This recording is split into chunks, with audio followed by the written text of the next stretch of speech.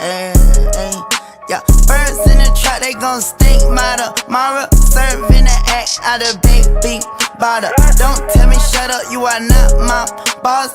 Turn up so much, now I just can't turn off.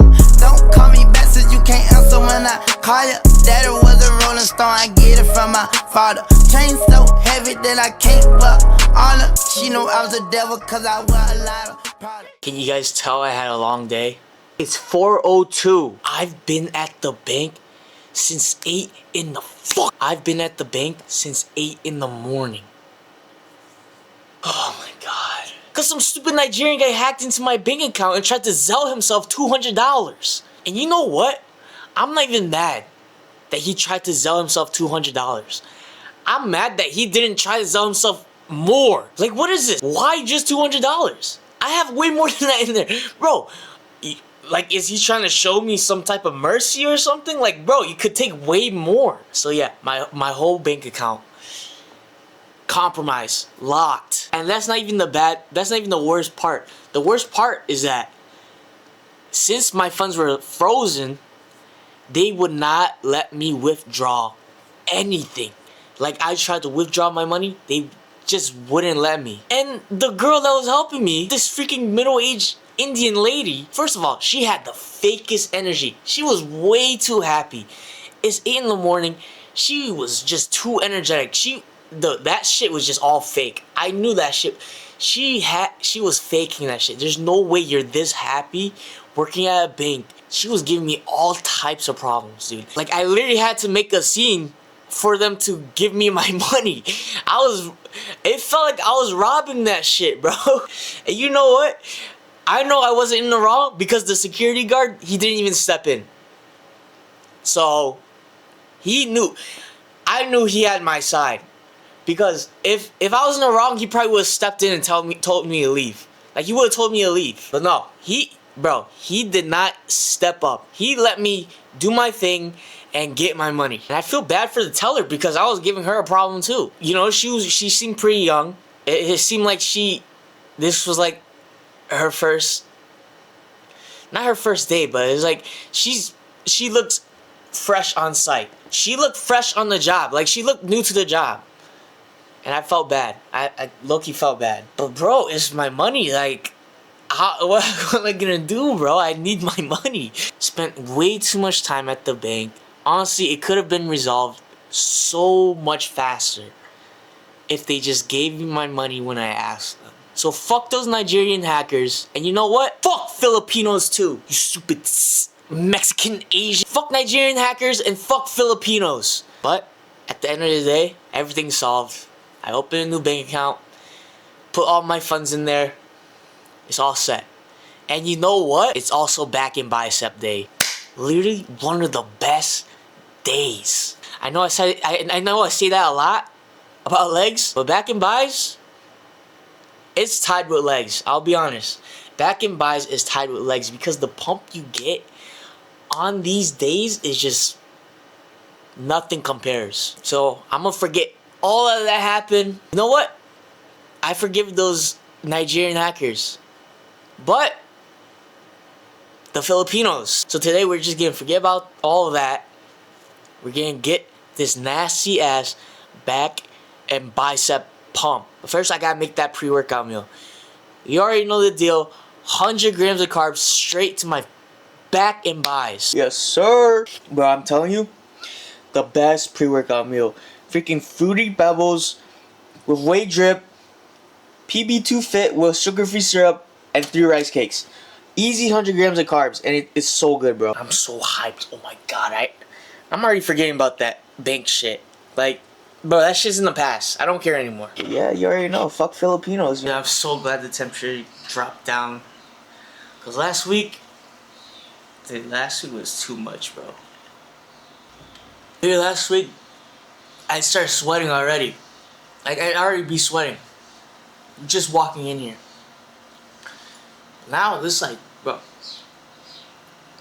I can't literally have a hoodie on right now. I hate taking this, bro. It tastes like shit. Ugh. I don't even think you're supposed to dry scoop that. I don't care. Alright, let's go. I can't tell you how many times I dropped the weight on the floor. Dropped the weight and just tossed it off my back. Fell down. Got up again and continued the set. You gotta be willing to fail. If you can't fail, what I learned in the gym is you gotta go out there and fail. You gotta go out there and fall down. Most people who've won big have failed big. Okay? You know, see, even you know. And what I promised myself as a little boy, that I could never leave the gym knowing I have 5% left. And 5% is magic. It's the magic place where very few people go. You can go there. I'm giving you permission to go there. We'll have people behind you. If you fall down and drop the weight on the floor, who cares? Who cares? But if you make it, I care. I want that. I want you to fail, and I want you to get up and do it again. The same thing in life is the same thing here. If you can do this, you can do anything. Anything. Right now, you're 5% away. 5% away from being a champion.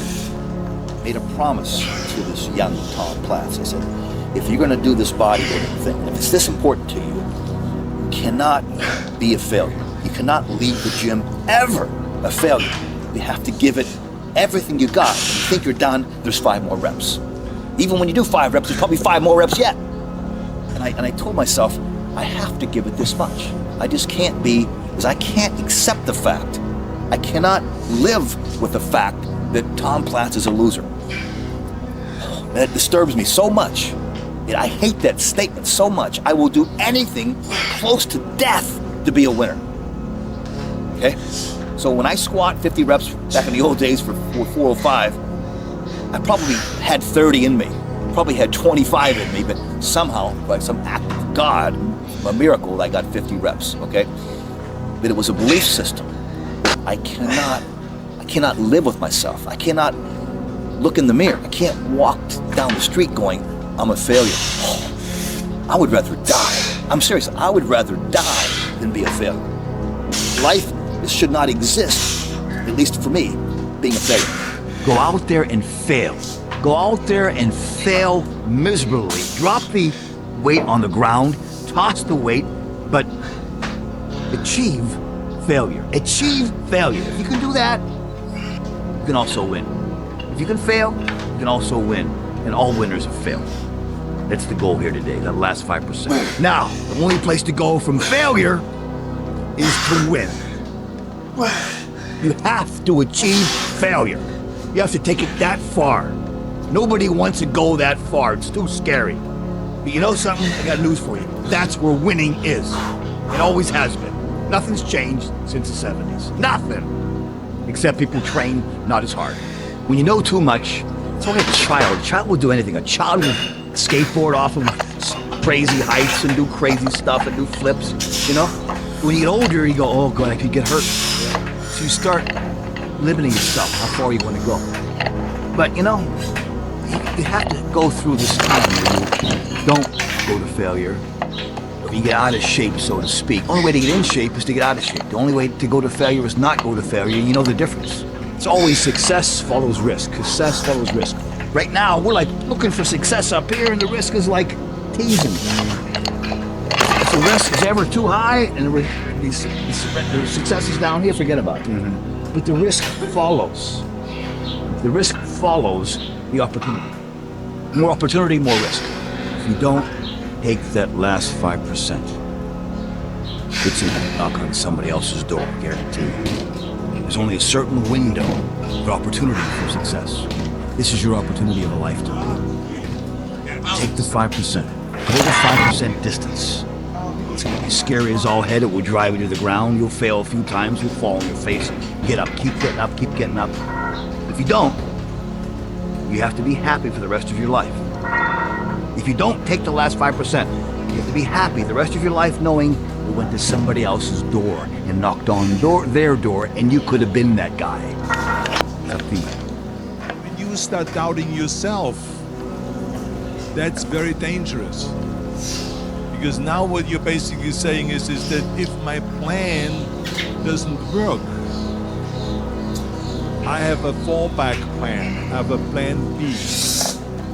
And that means that you start thinking about plan B, and every thought that you put into plan B you're taking away now that thought and that energy from plan A. And it's very important to understand that we function better if there is no safety net, because plan B becomes a safety net. It says that if I fail, then I fall and I get picked up and I have something else there that will protect me. And that's not good, because people perform better when there's no safety net. People perform better in sports and everything else if you don't have a plan B. I'm telling you, I've never ever had a plan B. I made a full commitment that I'm gonna go be a bodybuilding champion. I made a full commitment that I'm gonna be in America. I made a full commitment that I'm gonna get in the show business and I'm going to be a leading man no matter what it takes. Honestly, it was a solid ass back and bicep day. Felt amazing. Temperature was perfect. Pump was good. Optimal rest periods. I couldn't ask for more. It was one of the best workouts I had in a while. Just a fucking... Yo. Oh. I don't know. Not really much to say. Alright, whatever.